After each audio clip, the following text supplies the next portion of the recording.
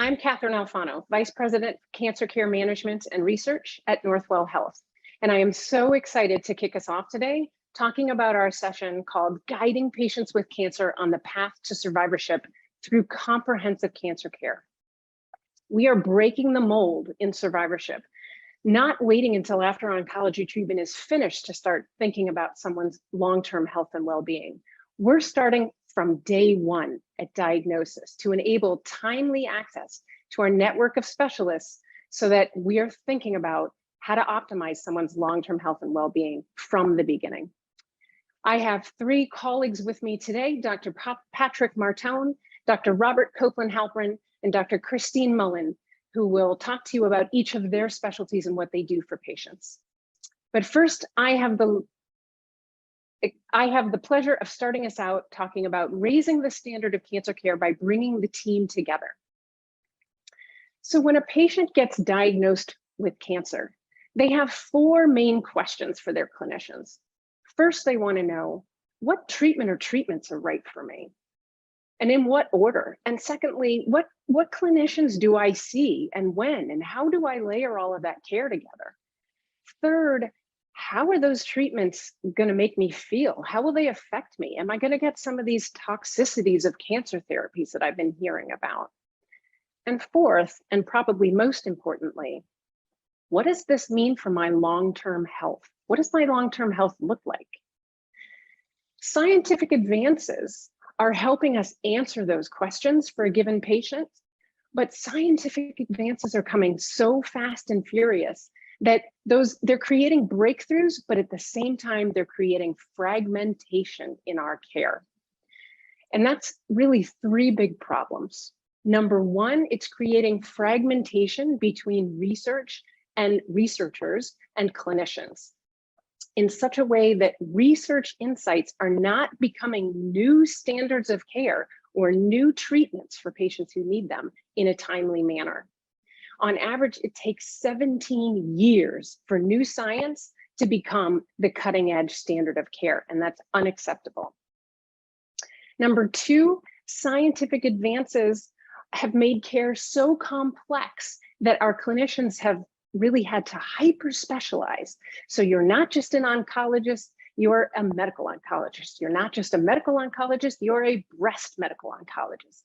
Not only that, but you're a breast medical oncologist who specializes in only treating certain subtypes of breast cancer.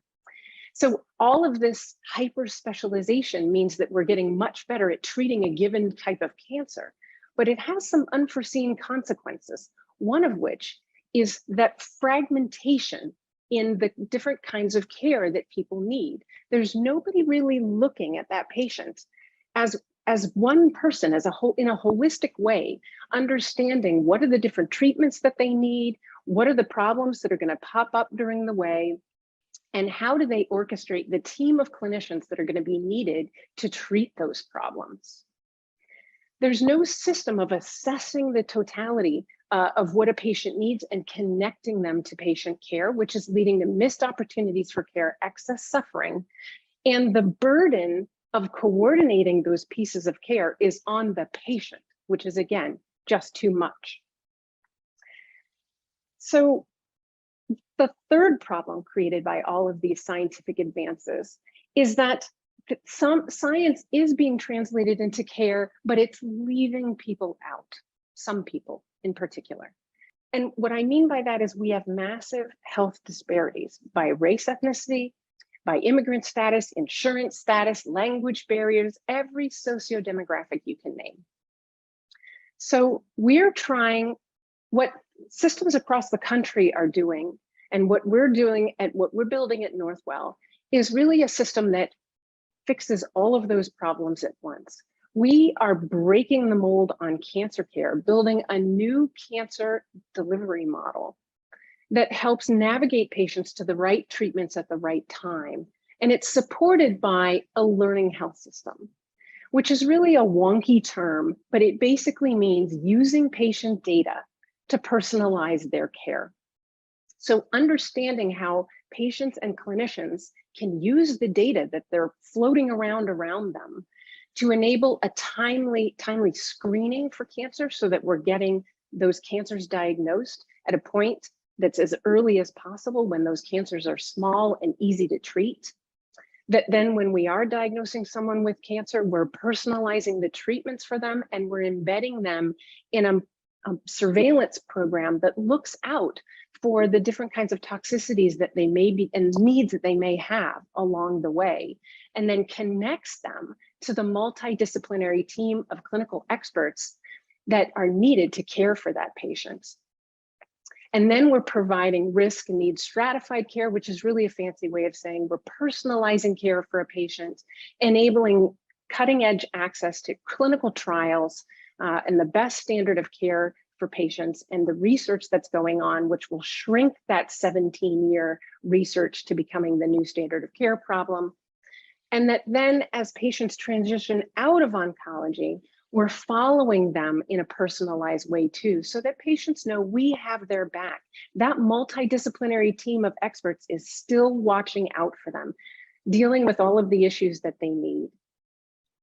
So when places around the country are, and Northwell as well, when we get this right, what we're really doing is enabling comprehensive cancer care that's provided by this network of clinical experts that optimizes patient outcomes, that thinks about optimizing their long-term health and well-being from the get-go, enabling personalized care, which is the right treatment for the right patients at the right time, promoting health equity, because when we personalize care, we can help that health equity problem, and better coordinating all of the burden of those multiple care components so that it's not all on the patient to do that, or the patient's family.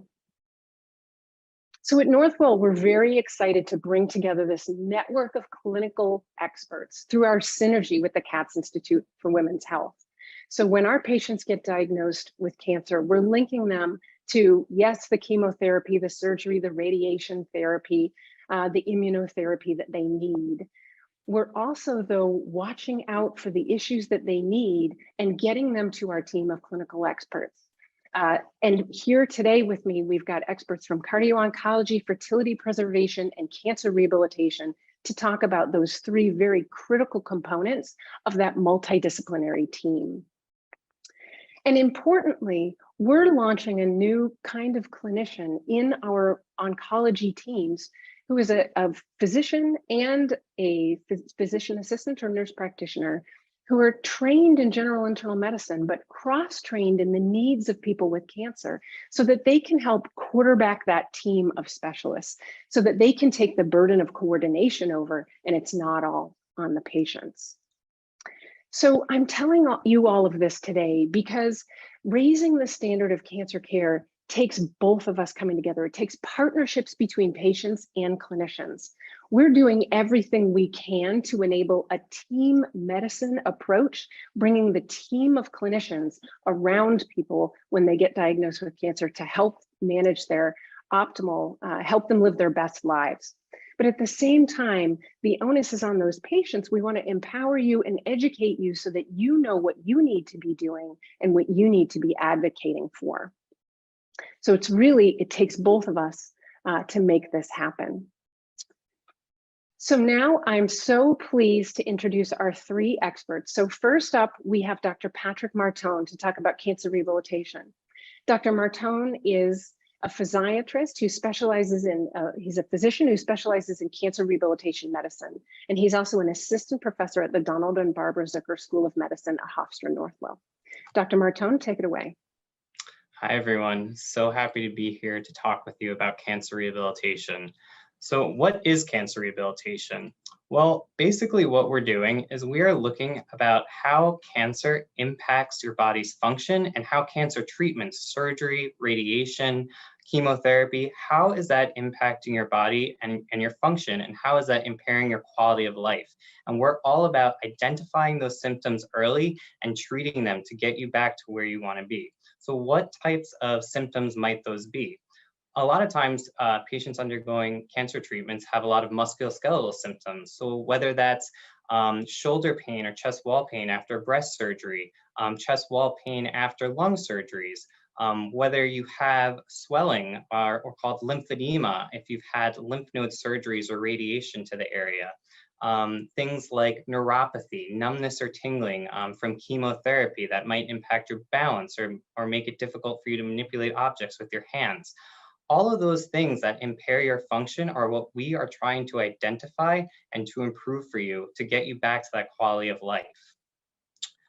Now, how do we do that? Well, what we're doing is we are building a team around you. That's the first thing I tell any patient that I meet them is I say, we're going to deal with these issues, and I'm going to now build a team around you to get you back to where you want to be. So that might be working with a physical therapist, an occupational therapist, speech therapy, neuropsychology, lymphedema therapy.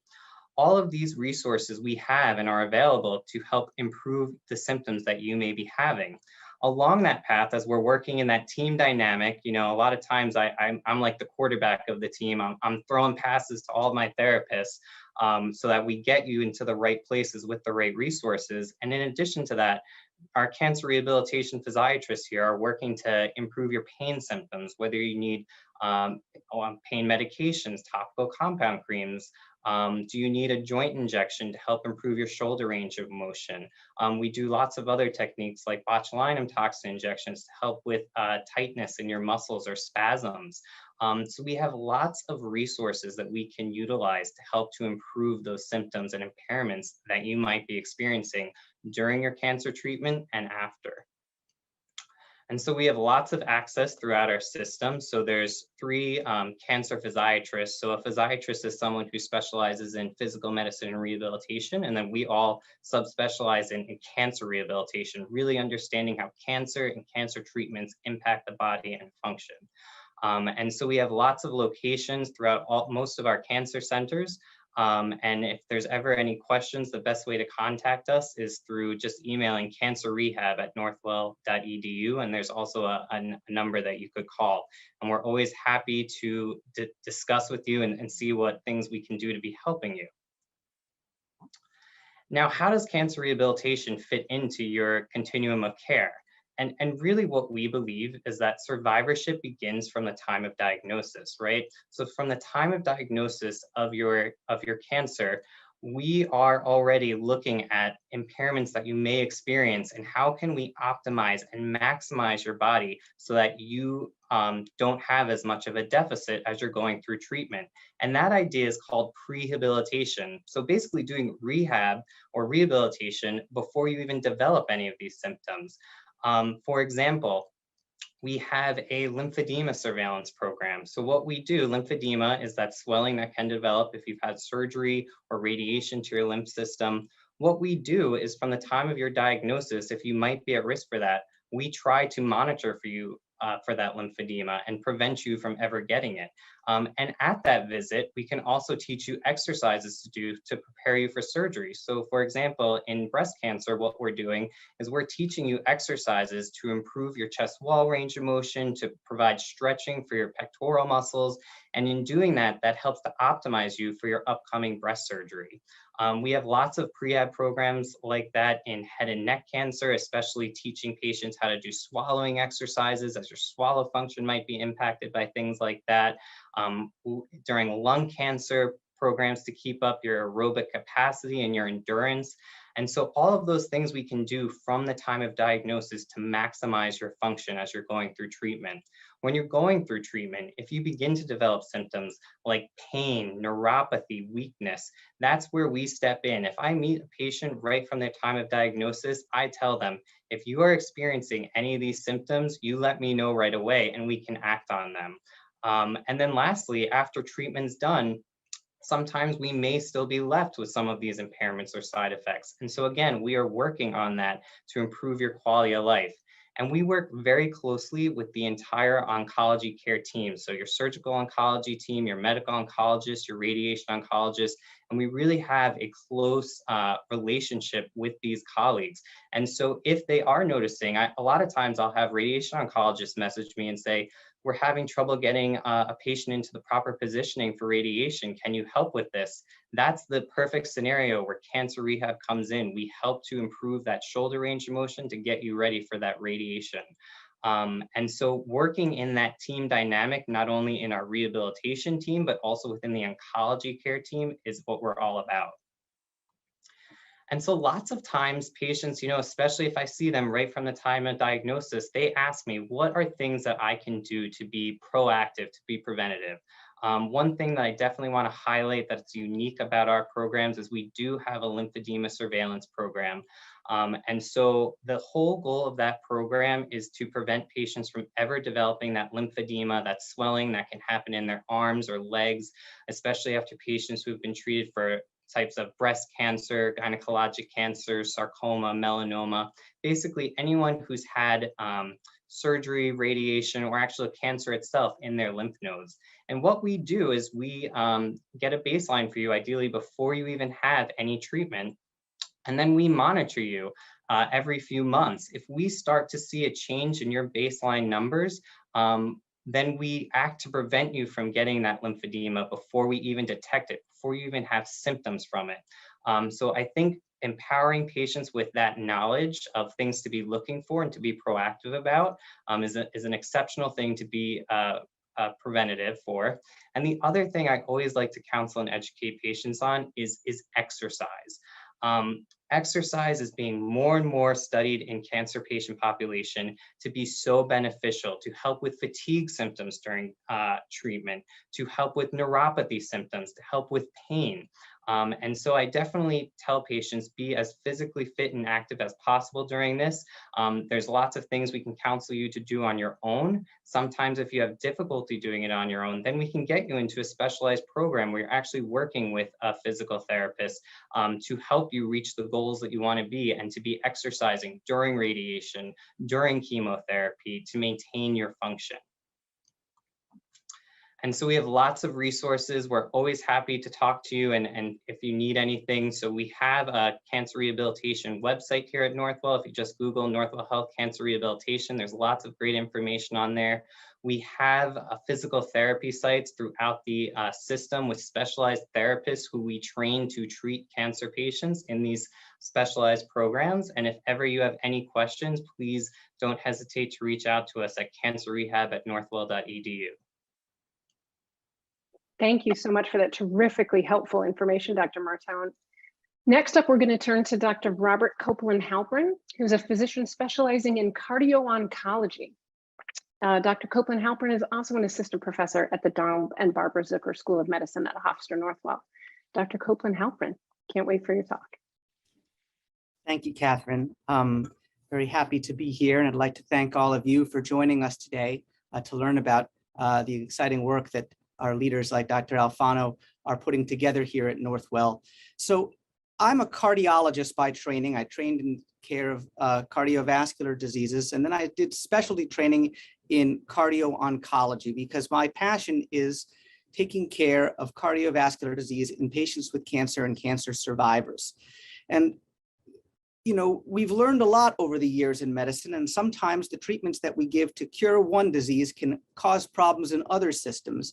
And we've evolved our thinking to understand that we really need to get in and manage these conditions early to prevent heart damage from cancer treatment. But cardio-oncology is really much more than that. That's just scratching the surface of what we're talking about here, because when you go back to the science and the bench research, what we're learning more and more, and what's become increasingly apparent, is that cardiovascular disease and cancer are a two-way street, and that patients with cancer are not only at increased risk of heart disease, but patients with heart disease are at increased risk of cancer. And this is due to things that are, we all know already, like shared risk factors like smoking or sedentary lifestyle, which we know increase the risk of both conditions. But there are other factors as well. Partly, of course, the treatments that cancer patients need to survive and live longer, healthier lives. But also, we've learned that there are factors that are present in patients with heart disease, like heart failure and high blood pressure or aortic stenosis, narrowing of the heart valves that change the heart. And those substances are present, and we've found that they increase the proliferation rate of tumor cells in the laboratory when you expose the tumors to those factors present in heart disease patients. On the other side of the coin, we've identified some genetic mutations that we know are risk factors for certain cancers like leukemia. And while the risk for developing one of those cancers is minimal, 1 or 2% if you happen to have one of these genetic mutations, they're associated with a 40% increase in the risk of heart disease. And that's independent of the traditional risk factors. So without getting too into the weeds with the science here, we are learning more and more that these two diseases are inextricably linked. And I think that that is why it's so important that cardiologists and oncologists are collaborating closely now and in the future. To talk specifically about some of the important issues that you should know about, many patients are referred to me with concerns about quote unquote cardiotoxic chemotherapy. And the most important ones to know of those are adriamycin, which is used commonly for breast cancer and for certain kinds of lymphoma, which we know can cause damage to the heart, and also Herceptin or trastuzumab, which has also been shown to cause a weakening of the heart in patients with breast cancer. And we have developed strategies for screening for these conditions so that we can prevent them, and we can work together with the patient and their oncologist to enable these medications to be given safely and with minimal damage to the heart, and to personalize approaches to management and intervention that will enable the patients to get the best treatment possible for their cancer as safely as possible. And it's a collaborative approach. Other important cancer treatments and cancer types that can affect the heart are Folfox or Xeloda, which are given for many kinds of gastrointestinal cancers. Immunotherapy, which is now patients with almost 50% of patients with cancer will be eligible for some form of immunotherapy to improve their overall survival. Patients with Hodgkin's lymphoma who were treated with mantle radiation can experience many effects related to that down the line on their heart and blood vessels, and we can help with that. Some cancer therapies, especially newer agents, can cause heart arrhythmias and palpitations like atrial fibrillation. And importantly, virtually all cancer patients, and anyone who has known a cancer patient or been a cancer patient knows that it changes the body, and you can have symptoms like fatigue, and your heart can be racing, doing things that used to be easier for you. And what we're learning is that this is not just, in your head. This is actually due to changes in your body's heart and blood vessels and the lungs that occur as a result of having cancer. And these impairments in your fitness levels can cause these kinds of symptoms, and we can help you to develop strategies to feel better. So what's this approach that we're talking about? What we really do is develop personalized, individualized approaches to risk assessment, monitoring, use of medication when appropriate, and also lifestyle interventions like diet, exercise, and getting good sleep to try and, for each patient, depending on what therapy their oncologist recommends, come up with an approach that will be able to give the treatment safely and enable the patient to continue that treatment without developing a cardiac side effect that not only affects the heart, but derails their ability to get the cancer treatment that they need to feel better and to live a longer life with their family. So sometimes, this involves using medications which are used for high blood pressure normally, but we have found in studies that in particular patients, particularly those at high risk, can significantly reduce the chance of developing a heart problem during breast cancer therapy with Herceptin, for example, or from anthracyclines. And the way that we do this is we meet together, we understand your background, medical history, the medications that you're taking, if any, your family history, your lifestyle, diet. We check your blood pressure, certain markers that we know like cholesterol and diabetes, make sure that those are as optimized as they can be. And then we can also check for certain biomarkers that are in the blood, which may detect early changes associated with cancer treatment. And depending on your risk, checking those blood tests along the way can help guide us and to help intervene at the right moment before a problem becomes symptomatic and before it affects the way that you feel. So I see patients throughout the Northwell Health System. I'm available by telehealth, but my main offices are at Lenox Hill Greenwich Village in Manhattan, and also at the Monter Cancer Center, which is Northwell's main cancer center in New Hyde Park on Long Island. And the best way to get in touch with us is presented here on the slide, and very happy to meet and to see what we can do to help you. In terms of prevention and what you can do to be proactive, first, it's important to know your risk factors. If you have high blood pressure, you need to be aware of that and come up with a strategy to control it. Know your cholesterol numbers. Know if be screened for diabetes, and your body mass index and weight. It's also important to have some kind of regular aerobic exercise program, regardless of what kind of shape you're in. You need to have something regular that you can do both for your head and your heart. And finally, you have to ask and you have to advocate for yourself, because many doctors aren't really aware of these cardiovascular side effects of cancer. And if you go, like many patients do, and I think should, read about these medications and the possible effects that they can cause, then you will want to be asking about whether or not you should see a heart doctor or a kidney doctor or a physiatrist like Dr. Martone to try and help prevent these effects and help to manage them when they occur. Thank you so much, Dr. Copeland-Halperin. I think, a lot of patients don't know about the co-occurrence of all of these chronic conditions. They're being treated for cancer and they think about their cancer, but a lot of people are also struggling with heart disease and diabetes, and they have obesity at the same time. And we have to be thinking about how we help them self-manage all of those things at the same time, because that's the real life people are under. So now I am so excited to introduce Dr. Christine Mullen. Dr. Mullen is the Chief of Reproductive Endocrinology and Infertility at Long Island Jewish Medical Center and North Shore University Hospital. She is also an assistant professor in the Donald and Barbara Zucker School of Medicine at Hofstra Northwell. Dr. Mullen, take it away. Hi, nice to meet you. My name is Dr. Christine Mullen. We have offices at Northwell Fertility spanning all of the regions in the Eastern region, Central region, and the New York metropolitan area.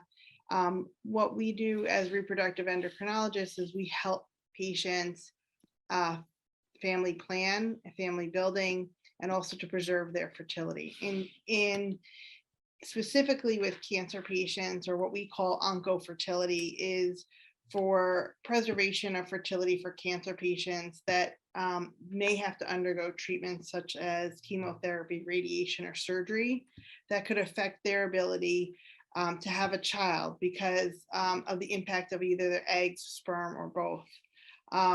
So if you're planning to have a family and you've just undergone the diagnosis of cancer or a treatment that would cause you to lose your fertility, fertility preservation can actually save your eggs or sperm before this treatment. We retrieve the eggs and store them on site, as well as the sperm if it's a male patient. And these gametes, the eggs and sperm and even embryos, can be frozen for an infinite number of times. There's reports of embryos and eggs being frozen for over 15 years and getting women pregnant.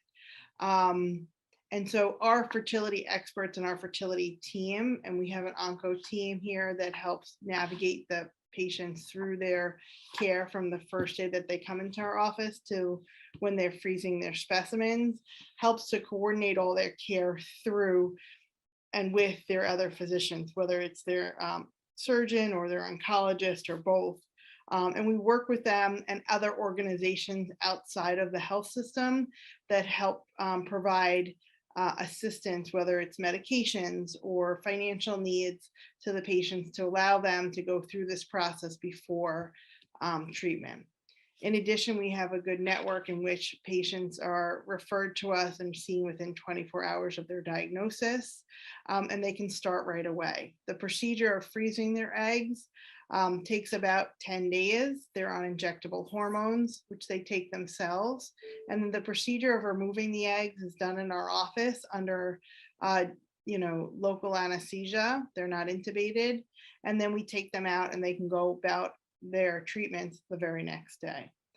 We've had very good success. We've had a lot of success stories here at Northwell, where one of our patients who was newly diagnosed with Hodgkin's froze her eggs, and several years later, when she was given the clearance, was able to have 2 children from those eggs that she froze. And we have tons of stories like that. And so it's a really nice thing to allow these patients to have a light at the end of the tunnel when they're done with their cancer treatments. In terms of our offices, we have offices, like I said, in the Eastern region, in Smithtown, in the Central region, in both Manhasset and Mineola.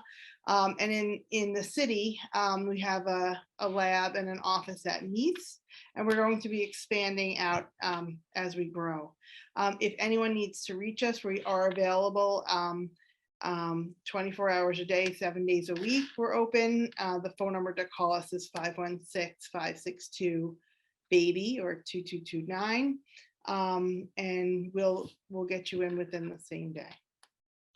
Dr. Mullen, thank you. Can you talk about, I know there's a timeliness issue, and a lot of patients tell me that they're struggling with, their oncologist, they're trying to decide what to do, but they're trying to get into cancer therapy.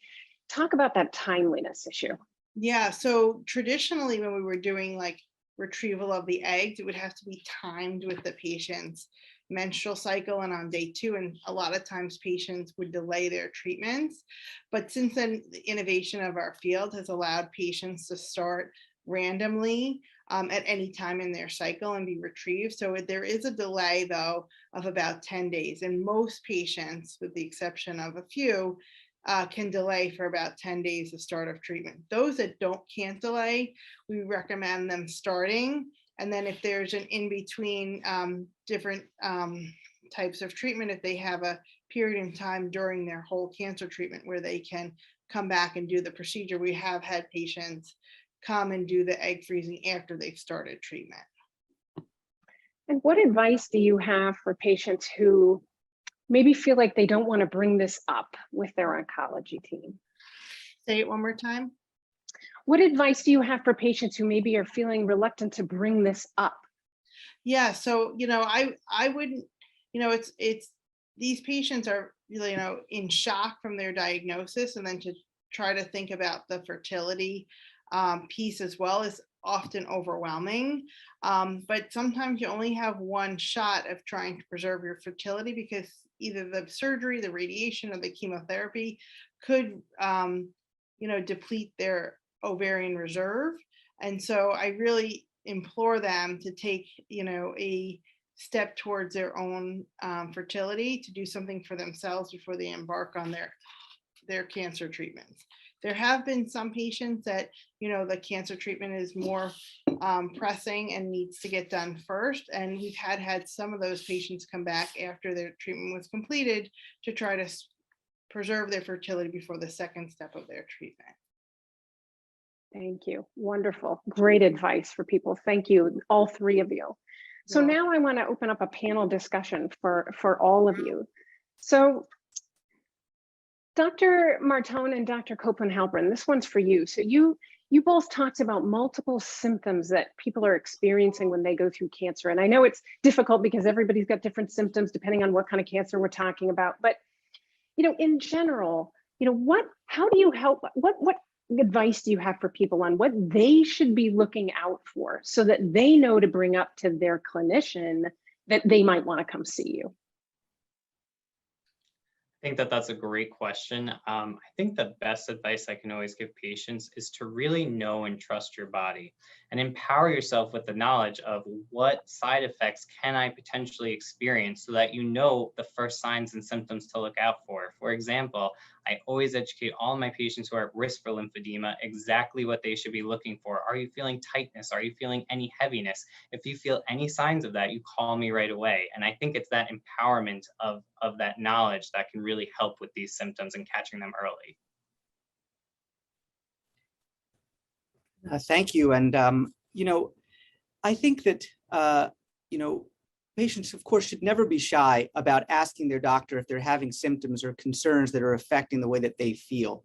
But, I don't like to look at this as people need to be living in fear of heart damage from their cancer therapy, or, that something is wrong with them as a result of needing to get this treatment. Certainly, if you have symptoms, we need to be aware of those.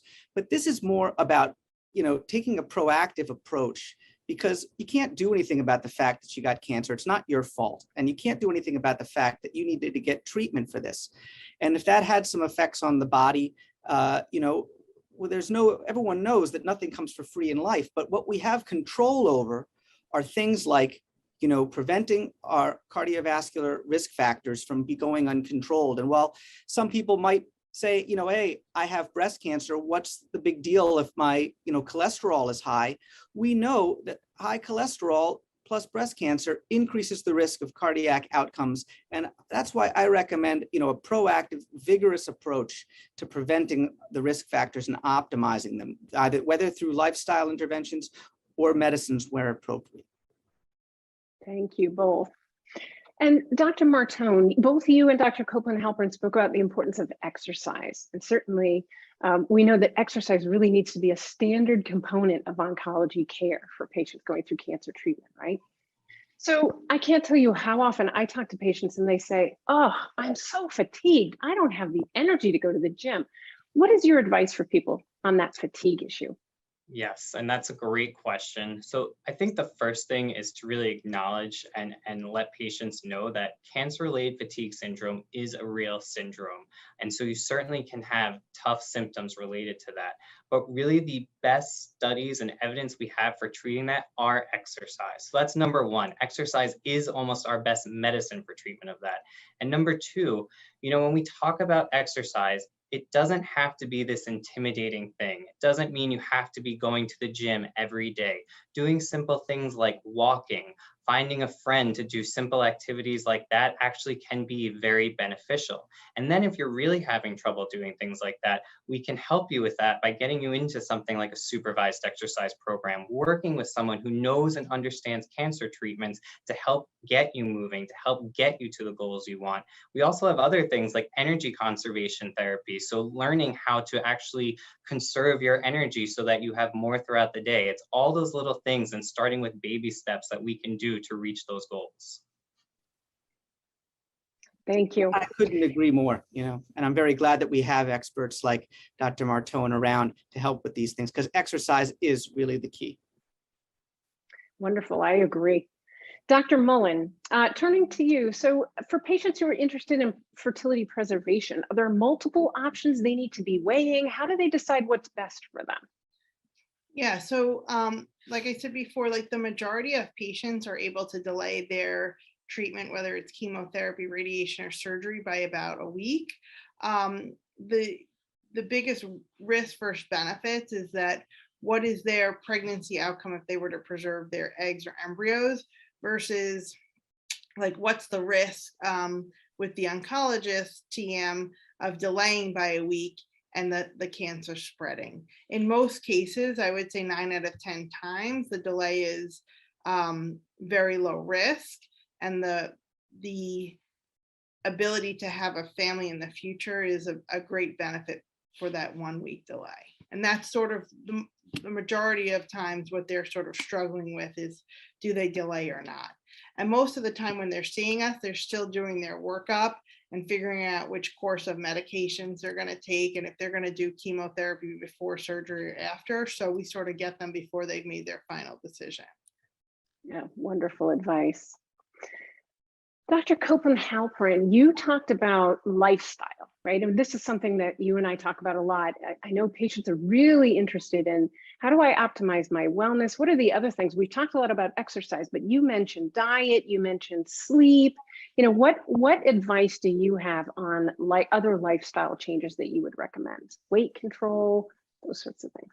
Well, the key word is lifestyle. And when you start to institute diets, and nutrition counseling, if you do not understand the patient's lifestyle and what their life is like, what their home environment is like, what their work obligations are, what their other conditions are, then, you're already, in a losing battle that you can't hope to make any dent in. So what I do is try to find out, what the patient's, typical day is like, when they take their meals, where, how, and try to find small tweaks that can be made.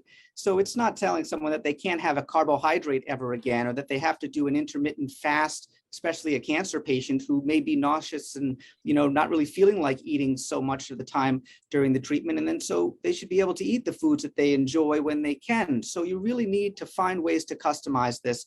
But it does come down to, portion control and to, eating more of a plant-based diet that's, high in fruits and vegetables and whole foods and not processed foods.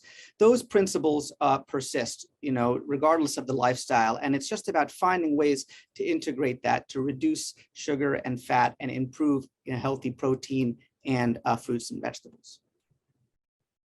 And I wonder if you might also add something on sleep. I'm just thinking of the number of people I talk to, and especially New Yorkers, who say, "Oh, I'll sleep when I'm dead," right? Well, can you speak to the importance of sleep? You here in New York, are the city that never sleeps. But, there are conditions like sleep apnea, which many people have and are, underdiagnosed and undertreated, and they can affect the heart and blood vessels and lead to things like increased risk for arrhythmias. So, if you are having issues with sleep, you should really talk to your doctor about it, because certain symptoms like snoring a lot at night or waking up at night frequently, being tired during the day and requiring frequent naps could be symptoms of that. And, with proper treatment, you can not only feel better, sleep better, but also reduce your risk. Thank you. Dr. Mullen, turning back to you for a minute. So what resources, I'm thinking about time resources, I'm thinking about financial resources, are required when patients are really considering fertility preservation? You've talked about that week time piece, but maybe hitting the financial piece. Can you speak to patients about that?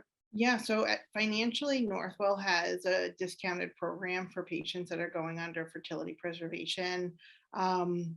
Through our system that's at a cost to us. In addition, we work very closely with other programs like Live Strong, which donates medication costs or medications to the patients who are going through the fertility preservation. And then we just have aligned with another company called Chick Mission, which also helps to pay for the finances for women that are undergoing fertility preservation as well.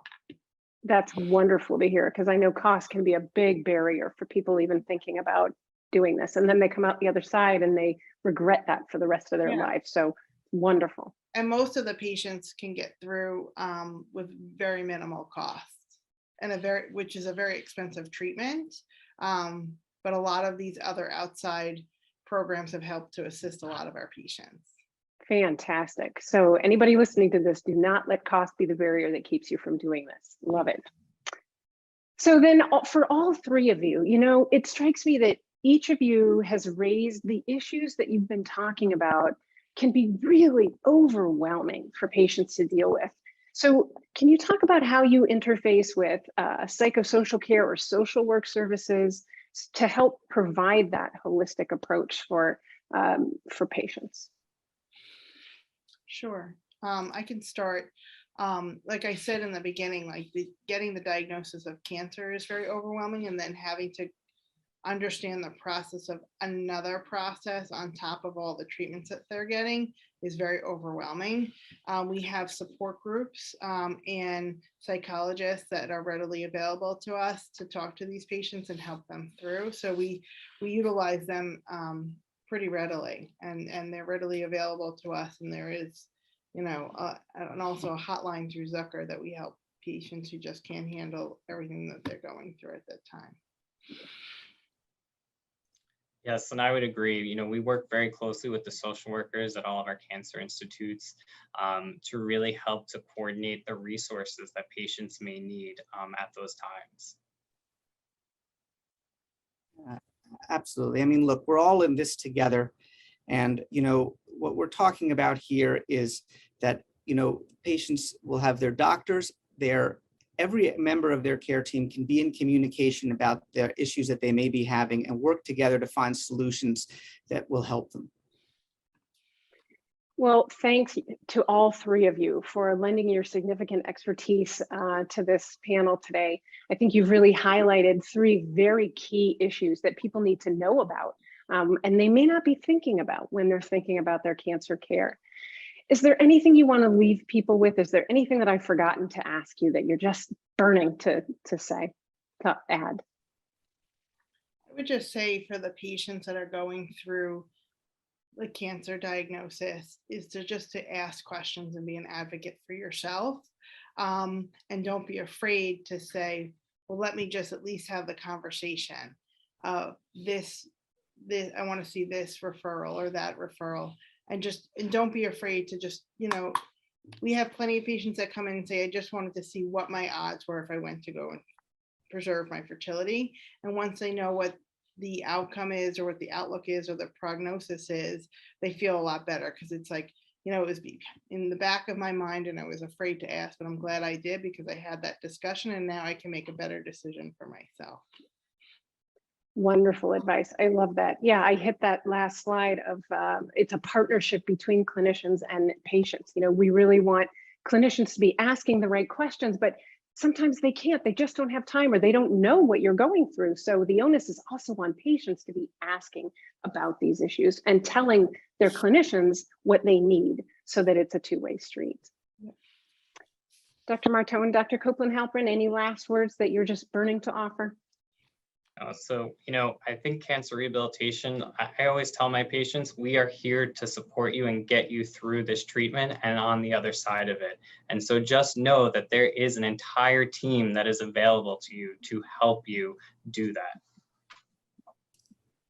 Wonderful.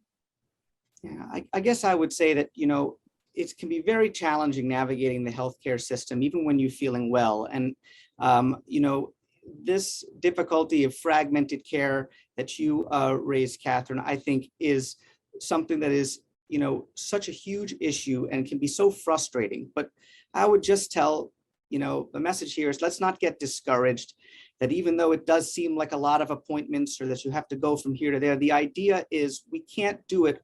One person can't do it all anymore, because things are complex and we really do need a team-based approach to support you, and you'll get through it, and we're here to help. Wonderful. Thank you all. Really appreciate your time today. I think everybody has benefited from hearing all of this terrific information.